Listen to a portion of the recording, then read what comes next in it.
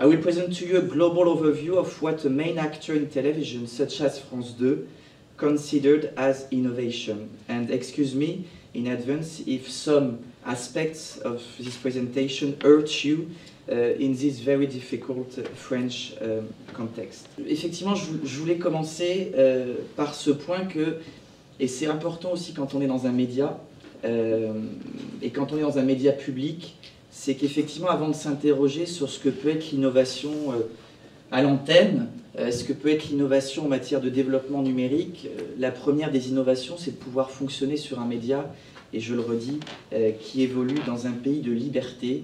Et je vous dirai quelques mots peut-être tout à l'heure sur ce que représente la prise de risque d'un point de vue éditorial et artistique quand on fait une chaîne comme France 2 qui, elle aussi, sur un certain nombre de sujets, fait bouger les lignes de la société, interroge, et c'est pour ça qu'on a une attention toute particulière. Et je vais faire une deuxième attention, pardon de le faire, mais il y a quelques années, à l'invitation de Véronique, j'étais ici pour parler de comment cibler un public jeune, et à l'époque j'animais une émission politique. Et cette émission m'avait permis d'animer un débat sur mai 68 et comment on s'interrogeait sur les enseignements tirés de mai 68. Et j'avais eu la chance de pouvoir inviter Cabu pendant ce débat avec Valérie Pécresse, avec plein de politiques, avec Laurent Geoffrin. Et Cabu était venu croquer ce débat dans un esprit très libre, et j'avais eu l'occasion de discuter avec lui à la fin, et je vais vous livrer une anecdote qu'il avait eue quand on parlait politique. On avait parlé de l'écologie et du Front National. Il m'avait dit, moi, c'est une formule assez célèbre, je suis devenu, on vous traduira à la fin, je suis devenu écolo le jour où Jean-Marie Stirbois s'est tué contre un platane. Alors c'était du Cabu, mais c'est bien parce qu'on est en France que on peut dire ce genre de choses, et ça c'est la première des innovations, c'est la liberté. Je voulais commencer sur ce point. Alors, allons-y. Donc, je reprends comme si tout ça n'avait pas eu lieu.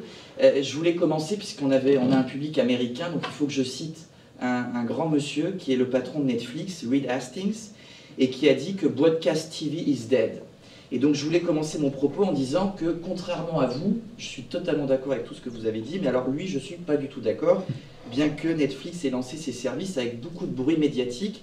Et finalement, à l'arrivée, ça n'a pas fait tant bouger les lignes que ça des médias traditionnels en France. Et dire que la télévision, elle est morte, et vous allez voir où je veux en venir, je crois que c'est pas vraiment comprendre aujourd'hui ce qu'est devenu la télévision, mais ça vaut en France, et ça vaut bien entendu aussi aux États-Unis et dans bon nombre de pays. Donc je suis totalement en désaccord. Let me just say, I could not disagree more.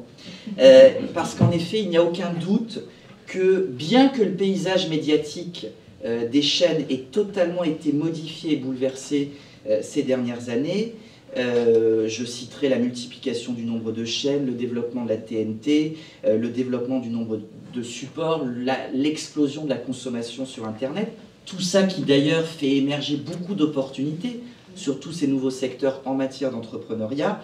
Mais malgré cet environnement télévisuel qui a profondément été modifié, je suis, et nous sommes un certain nombre, convaincus que les chaînes historiques, à partir du moment où elles savent innover suffisamment pour continuer à raconter des histoires qui rassemblent le public, eh bien, ces chaînes historiques, elles ont un bel avenir à jouer, et elles ne sont donc pas mortes.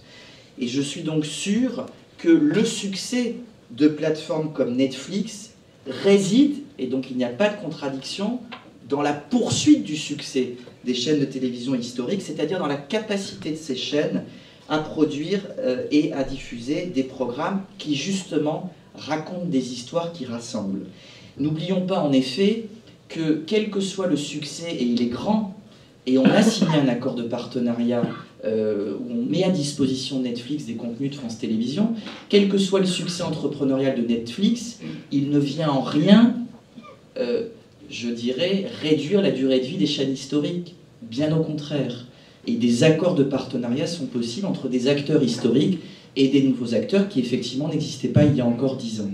N'oublions jamais, là encore, contrairement à ce qu'on peut lire ici ou là, que la très grosse majorité du catalogue de Netflix à l'international est composé de contenus qui sont fabriqués à la base par des vieux médias que sont le cinéma ou encore la télévision. Alors bien entendu, il y a un front office, bien entendu, il y a House of Cards, ou la série qui va être fabriquée en France qui s'appelle Marseille, mais c'est quelque chose qui cache une forêt d'un catalogue de contenus qui sont en très grande majorité fabriqués par des médias traditionnels.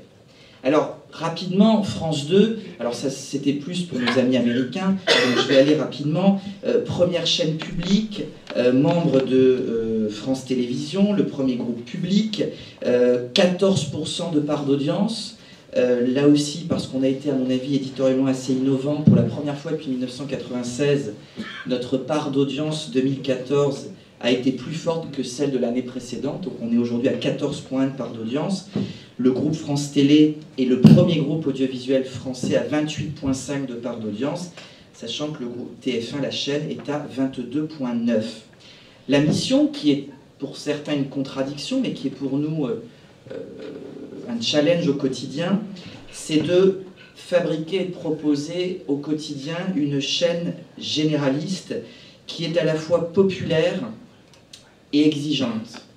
Et donc cette chaîne généraliste, elle propose, et on vient de voir l'importance de l'information indépendante, et je parle ici aux étudiants de l'école de journalisme, le sport, la fiction, le documentaire, la culture et le divertissement. Et pour résumer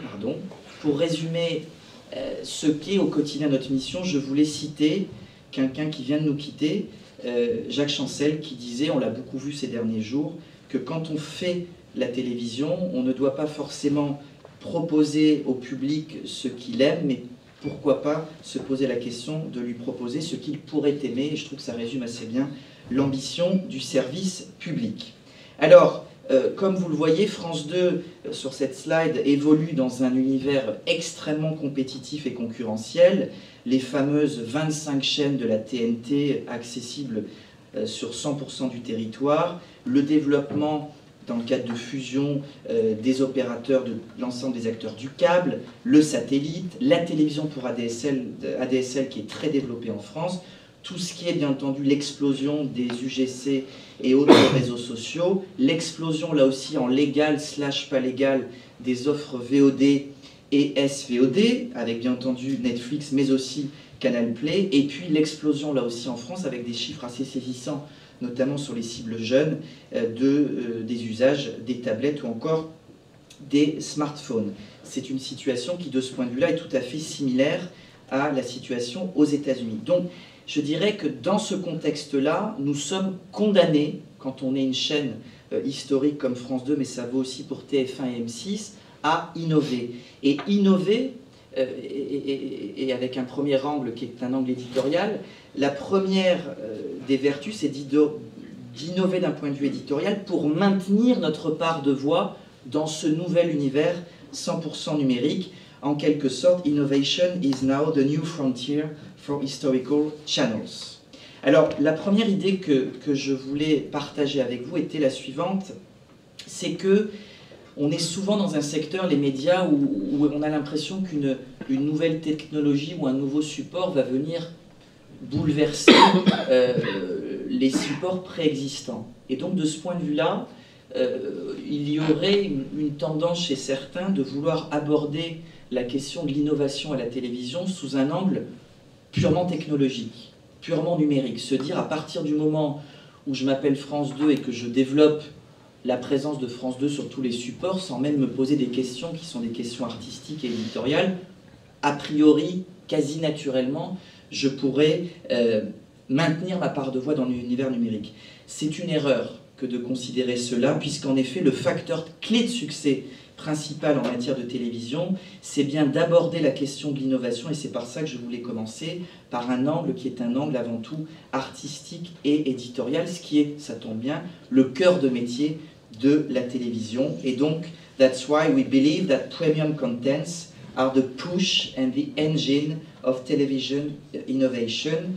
And I'm going to give you a few relevant examples of successful programs which comply with this editorial strategy. C'est pas mal, je trouve, le côté anglais-français, j'aime bien le concept, j'espère que vous aussi, sinon je serai un petit peu seul. Alors, je voulais commencer par Cache Investigation, que vous connaissez, que vous avez vu, et c'était le premier exemple que je souhaitais partager avec vous. lancé il y a 2 ans, ce programme a pour but de faire découvrir aux téléspectateurs les coulisses parfois inavouables du monde des affaires. C'est le teaser et c'est la première phrase d'Élise Lucet quand elle présente ce programme. Ça a été un très très gros succès ces 3 dernières années. Dieu sait s'il fait grincer les annonceurs. Et le succès s'explique, et ce succès explique pourquoi nous avons décidé de programmer maintenant depuis 1 an et demi très régulièrement ce programme en prime avec des enquêtes très fortes d'investigation. L'évasion fiscale au niveau international, les dessous de l'industrie du tabac et encore récemment les dessous de fabrication et tous les secrets de fabrication des téléphones portables. C'est l'équipe de Cash qui a été la première à découvrir ce qui est devenu le scandale de la fraude fiscale internationale avec tout ce qui concerne le Luxembourg. C'est né de ce premier prime innovant autour de l'évasion fiscale. Et d'ailleurs récemment, une journaliste très jeune, entrepreneuriale et innovante de l'équipe de Cash a été interviewée dans le magazine de CBS 60 Minutes pour justement parler de l'enquête sur les taxes, la fraude internationale. L'innovation sur Cash, elle est double. Elle est tout d'abord sur le contenu, parce que ce programme, il est sur France 2, il n'est pas ailleurs. Pourquoi? Parce qu'il remet en cause des intérêts de business. Alors vous me direz, la pub aujourd'hui ne représente plus que 10% du budget de France Télévisions. Mais force est de constater que même si la pub ne s'était pas arrêtée au prime time de France 2, je pense que Cash Investigation serait arrivé sur France Télévisions. Ça, c'est l'innovation principale, c'est la prise de risque. Et la deuxième, c'est sur la forme, puisqu'effectivement, Cash Investigation, ce sont des enquêtes qui osent, c'est un style direct, c'est aller au contact des responsables qui souvent ne veulent pas répondre, ne savent pas répondre. Et bref, je vais le dire en anglais parce que je trouve que les mots sont forts.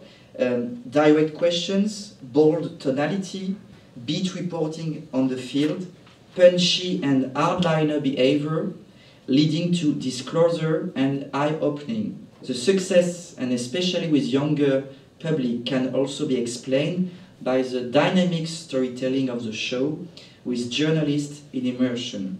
This results in audience share success, very good image of public service and social networking credibility. Regardons. Mardi soir, Cash Investigation, les secrets inavouables de l'industrie du portable.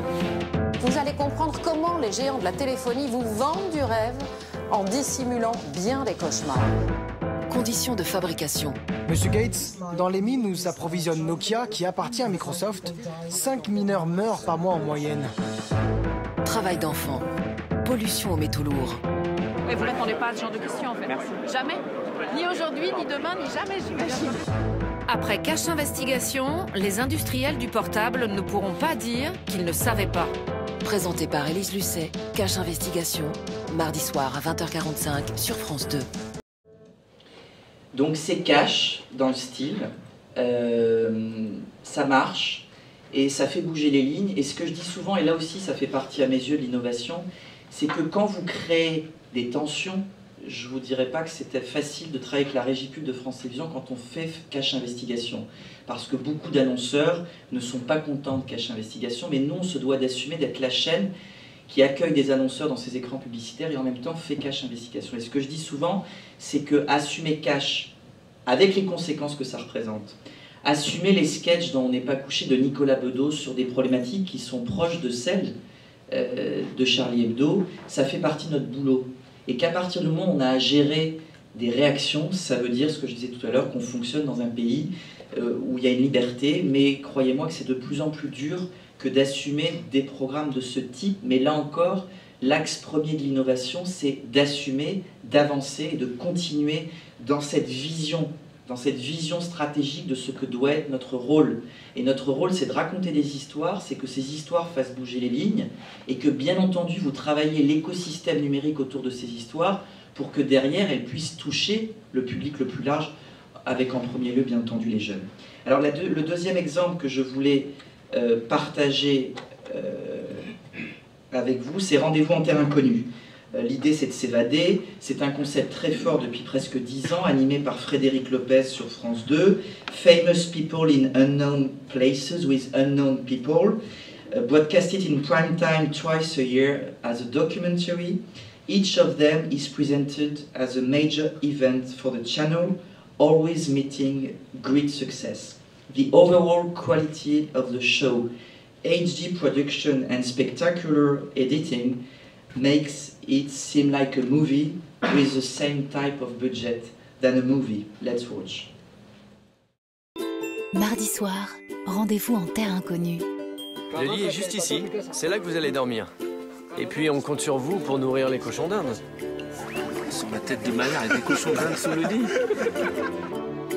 Hey, c'est bon pour la circulation du sang quand même, parce que là l'eau elle est juste à 0 degré. Ouais.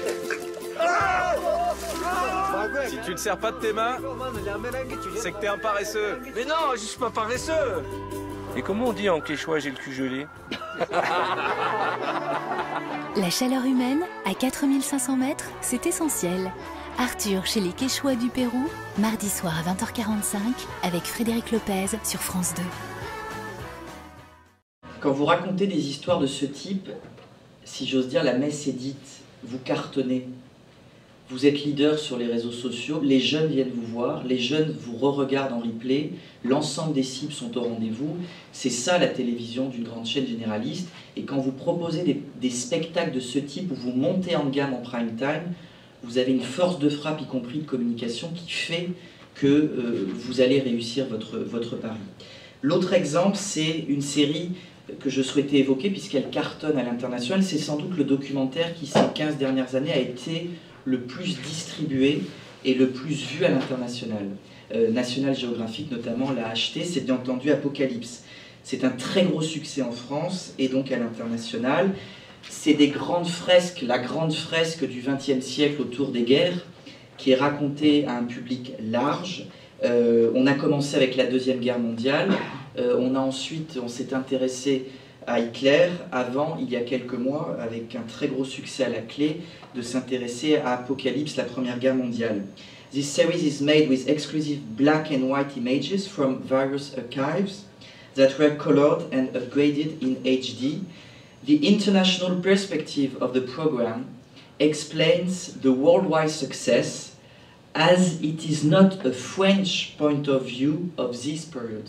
Et ça, c'est un point extrêmement important. And the digital extensions have now become an educational reference for students and teachers.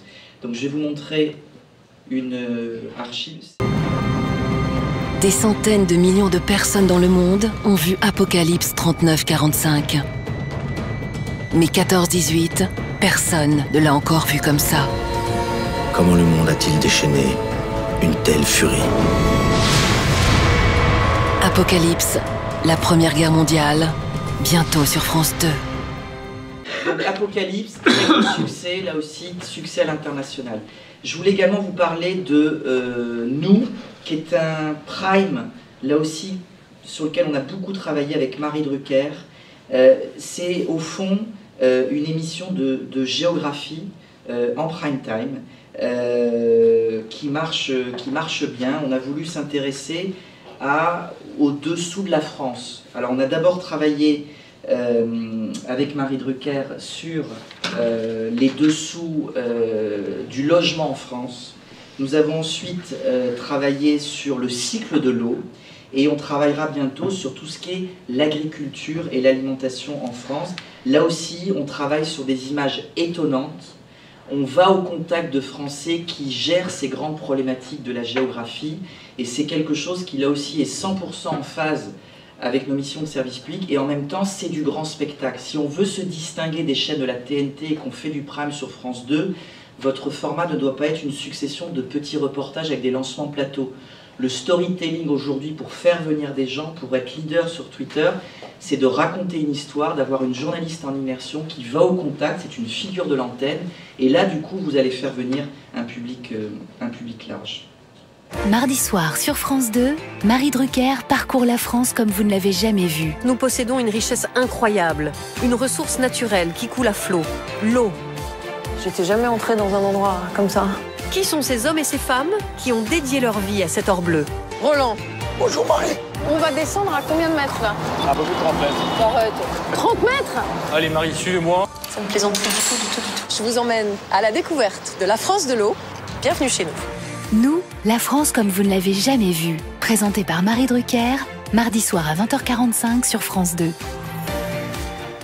Prodige, c'est vous avez dû en entendre parler, c'était pendant la grille des fêtes de France 2. On a décidé de travailler, ce qui est quelque chose de très innovant pour nous, avec le producteur de The Voice, qui s'appelle Shine, qui est un groupe international, et il produit pour TF1 The Voice. Et la première innovation et prise de risque pour nous, autour de Prodige, c'était d'inclure dans notre grille de programme ce qu'on appelle un talent show. Et deuxièmement, on a décidé avec Shine de faire quelque chose de différent et d'exigeant puisqu'on est sur le service public. Donc on a construit un talent show autour de ce qui est une valeur cardinale du service public, c'est-à-dire le territoire des arts du classique, c'est-à-dire la musique, le chant et le ballet. Tout ça porté par des jeunes talents de 7 à 16 ans, en prime time sur France 2, avec là aussi à la clé une stratégie de communication extrêmement innovante, une chaîne spécifique sur YouTube, un flash mob, là aussi c'est pas très innovant le flash mob, sauf qu'il a été vu en un mois pratiquement 4 millions de fois en amont du programme, avec un partenariat avec le The French TV Guide très solide, Télé 7 jours, et là aussi une stratégie de communication sur l'antenne de France 2, y compris dans le 20h, ce qui ne se faisait jamais, c'est-à-dire faire un sujet sur votre prime du soir dans le 20h de France 2. À l'arrivée, un succès monstrueux, 4,1 millions de téléspectateurs sur de la musique classique, 18% de part d'audience, trending topic #1 en France, mais nous avons également été 3e au niveau mondial, just before the American Music Awards. So thank you for these French congratulations. Tout ça a été acclamé par le public, par la presse, mais beaucoup de compétiteurs télévisuels ont dit que Prodige, là encore, était un très beau programme sur France 2. Alors tous les spécialistes le lendemain ont dit, c'est parce qu'ils ont pris Marianne James et ils ont travaillé avec Shine. Et ce que j'ai dit à Steven le lendemain, c'est que si ça avait été un échec d'audience, ce sont exactement les mêmes raisons qui auraient amené ces mêmes observateurs à dire ils ont fait la même chose que les chaînes privées du talent show et en plus ils l'ont fait incarner par une nana qui était sur Nouvelle Star. Le fait est que ça a marché, les arguments ont été utilisés dans l'autre sens. Bref, on a annoncé une saison 2, on espère que ce format de création française, c'est aussi un objectif de service public, sera là aussi distribué à l'international. Je veux juste vous montrer la bande-annonce qui est belle à voir. Ce soir, le phénomène Prodige est sur France 2. Vous allez découvrir de tout jeunes artistes du classique. Ils sont chanteurs, instrumentistes, danseurs. Ils vont vous émouvoir, vous impressionner. J'espère jouer au meilleur de moi-même. J'ai envie de transmettre la musique, l'émotion. Ils ont entre 7 et 16 ans, un talent stupéfiant. Mais qui sera le Prodige 2015? Elle a 3 ans de chant et elle a 13 ans. Qu'est-ce qu'on peut dire? C'est magique! Il y a une fluidité dans ses gestes, c'était très touchant, bravo à toi. Je pense que je vais beaucoup pleurer ce soir. Prodige, ce soir, la valeur n'attend pas le nombre des années. À 20h45 sur France 2. Carton plein. Tout notre travail, justement, c'est de construire un concept, un écosystème numérique autour de nos programmes pour accentuer, là encore, le potentiel, la puissance et la durée de vie de nos programmes sur tous les supports numériques. Alors, le premier moteur de cette stratégie, c'est bien entendu ce que j'appelle le concept de distribution maximum de vos contenus, de nos contenus. Et là encore, en France, le premier nerf de cette guerre-là, c'est le nerf de la catch-up. La catch-up sur l'ensemble des chaînes de télévision cartonne. Vous le savez que le modèle en France est un modèle négocié avec le producteur d'une présence de vos programmes sur la catch-up pendant une semaine. Le fait est que le succès est exponentiel et c'est ce qui participe de la capacité pour les chaînes de télévision à pouvoir toucher un public plus jeune autour de leur programme. Un seul chiffre que je voulais partager avec vous, 1,4 milliard de vidéos vues l'an dernier. C'est-à-dire que France Télévisions, en un an, a doublé ce qu'on appelle la consommation non linéaire de ces programmes. C'est pour cette raison que le service de catch-up France Télévisions, France TV+, nous n'avons de cesse de le développer sur tous les supports, nous n'avons de cesse de l'upgrader en termes de qualité de service et de proposition de nouveaux devices. Je ne trouve plus le mot en français. Et d'ailleurs, aujourd'hui, nous regardons avec beaucoup d'attention au niveau des chaînes françaises ce qui est le modèle britannique, puisque parfois, en France, on ne regarde pas les États-Unis mais on regarde la Grande-Bretagne, même s'ils sont mieux classés que nous au niveau du PIB.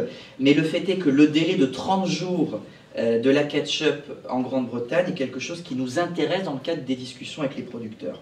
Et une fois que vous avez maximisé la distribution de vos programmes dans l'univers numérique sur la catch-up, la deuxième étape, c'est justement à travers de vos propres plateformes ou dans le cadre de partenariats avec des plateformes externes, c'est la proposition ou la mise en œuvre d'une stratégie où vos programmes sont proposés en VOD et SVOD sur un certain nombre d'offres. Et c'est là que Netflix intervient, mais c'est que là qu'ils interviennent. Tout le travail a été fait en amont. Et c'est pour cette raison que quand vous êtes dans le cadre d'une stratégie de distribution maximale de vos contenus, il est totalement naturel pour un acteur comme France Télévisions de dealer il y a 6 mois avec Netflix la mise à disposition d'Apocalypse sur Netflix. Mais parce que l'écosystème a d'abord été mis en œuvre tel que je l'ai évoqué. Et donc, in conclusion, as Mr. Patino, who is Programs and Digital CEO of France Television, said, nobody said that traditional TV stations were doomed to do linear broadcasting. It's an answer to the declarations of the Netflix CEO. Résumer la télévision à l'écran du salon à un écran de simple broadcasting linéaire, c'est ne pas avoir compris ce qu'est devenu dans l'univers numérique la télévision. Donc il faut bien avoir une vision globale de la télévision avant de dire qu'elle est morte. Et c'est bien parce qu'elle a cette capacité à se développer en catch-up, à développer la mise à dispo de ses programmes en VOD et SVOD, qu'aujourd'hui, un acteur comme France 2, France Télévisions, TF1, M6 continue à être très fort, y compris sur les cibles jeunes. L'autre aspect, j'en ai bientôt terminé, je suis désolé, de cette stratégie, c'est qu'une fois que vous avez mis en œuvre cette catch-up, il faut aussi en parallèle que vous construisiez et que vous donniez la possibilité à votre public de pouvoir vivre une expérience globale du programme, et ce sur tous les supports. Et ça va vous permettre, à partir du moment où vous déclinez votre programme sur tous les supports, ça va vous permettre d'accroître sa puissance, sa force, de renforcer la fidélité du public et de toucher ce qui est un enjeu pour des chaînes historiques, un public plus jeune. L'exemple que je voulais prendre, c'est bien entendu Fais pas ci, fais pas ça, qui est une série qui marche. La saison 7 qui vient d'être diffusée sur France 2 a vu tous ses records par rapport aux autres saisons, 5,7 millions de téléspectateurs, et là-dessus, 800 000 qui viennent de la catch-up. Et les scores d'audience de Fais pas ci, fais pas ça, on est pratiquement à plus de 20 sur toutes les cibles.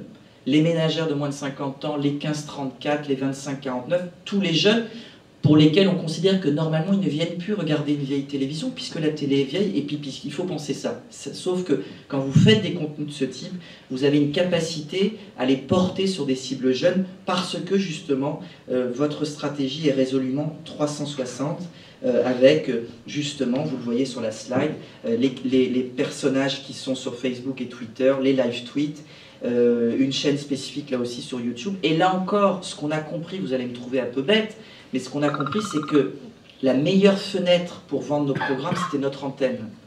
Et quand je conclus sur France 2, le dernier épisode de Broadchurch, qui est un autre programme qui a cartonné aux États-Unis, mais qui est un programme anglais. Et la petite anecdote, c'est ce jour-là, je fais annoncer à la météo du soir, c'est une innovation, le temps du lendemain à Broadchurch. Tout de suite, retrouver Broadchurch sur France 2. On a cartonné.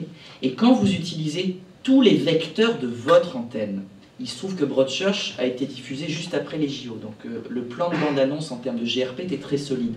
Mais notre première force, au-delà du monde numérique, c'est notre antenne.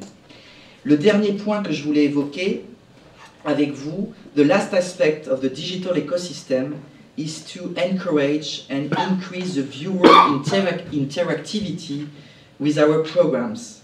This important concept for us is called commitment. We deal with commitment from the perspective of public service. Last year, through one fiction and one documentary, we created 2 testimonial platforms on domestic violence and homophobia. Platforms that were proposed before, during, and after the broadcast.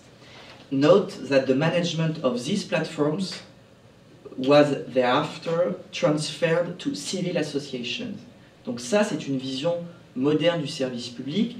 Ce qui compte, c'est votre documentaire et votre fiction de société, souvent suivi d'un débat, mais en parallèle, en amont, pendant et après la diffusion, de pouvoir capter une autre forme de public autour de ce documentaire sociétal de service public au travers de plateformes innovantes. Là aussi, ce sont des innovations que nous réalisons en lien avec des startups créées par des entrepreneurs. Donc tout cet écosystème numérique autour des programmes télévisuels ont bien entendu depuis 5-6 ans fait émerger de nombreux acteurs en France avec lesquels nous travaillons. Mais donc on est bien en train de travailler autrement au sein d'une chaîne de télévision, mais le nerf de la guerre reste l'histoire que vous racontez sur l'écran principal. Le deuxième exemple, nous avons diffusé également il y a quelques mois plusieurs documentaires qui s'appelaient Génération Quoi, autour de la génération Y. Je crois qu'on l'a vu sur la slide avant, je crois que ça s'appelle aux États-Unis The Millennial Generation. And around these documentaries, we created an ambitious website where young people could take part in a large survey on all the issues of this generation. While the documentaries broadcasted on France 2 were a failure in matters of audience share, the website collected more than 1 million contributions, which are now used for sociological research. It is a telling example that commitment is essential when you aim at targeting young generation. Et c'est là-dessus que je voulais conclure. Alors j'aurais pu conclure par cette slide, et je le fais, qui était un clin d'œil. Just a glance to finish. Maybe this picture looks familiar to you guys, because it was taken in San Diego. Thank you very much for your attention. Thank you very much to Stephen and Guillaume. Their help was very precious these last few days for this presentation. Thank you.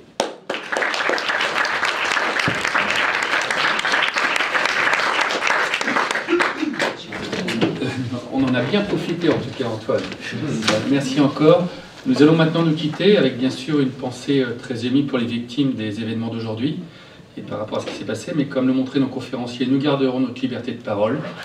Je voulais vous remercier à nouveau pour votre présence, pour l'implication et la volonté du CELSA, de la Sorbonne, de la Chaire, pour accompagner ces innovations. Merci pour votre présence et je vous remercie de saluer encore une fois tous les conférenciers et l'implication qu'ils ont montrée dans leur présentation. Merci à vous.